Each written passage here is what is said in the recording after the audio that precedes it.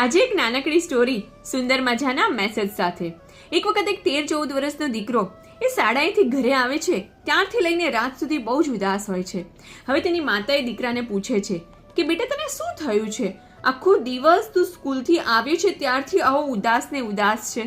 ત્યારે દીકરો એની માતાને કહે છે કે મમ્મી આજે મારા એક ક્લાસમેટે છે ને મારી સાથે મિસબિહેવ કર્યું અને એટલા માટે જ મારો આખો દિવસ આવો જ ગયો છે, હું ખૂબ જ દુઃખી છું, ઉદાસ છું।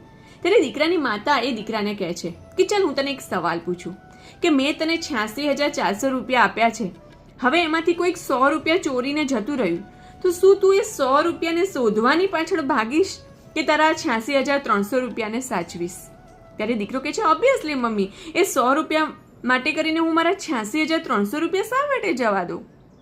ત્યારે દીકરાની મમ્મી કહે છે કે બસ એક્ઝેક્ટલી આ જ વસ્તુ હું તને સમજાવવા માંગુ છું, જે કે આખા દિવસમાં કોઈ પણ વ્યક્તિ આવી અને આપણને કંઈક કટુ વચન કહી જાય છે, આપણા પર ક્રોધ કરી જાય છે કે ન બોલવાના શબ્દ બોલી જાય છે, એ 100 સેકન્ડના એ કટુ વચન એ ક્રોધ માટે કરીને ભગવાને જે આપણને અમૂલ્ય એવી 86,400 સેકન્ડ આપી છે તો એ 100 સેકન્ડને બાદ કરતાં આપણી પાસે 86,300 સેકન્ડ બાકી રહે છે। તો એને શા માટે આપણે બરબાદ કરીએ? માટે ઇગ્નોર કરતા શીખીએ તો જ આપણે જીવનમાં સુખી રહી શકીશું। રાધે રાધે।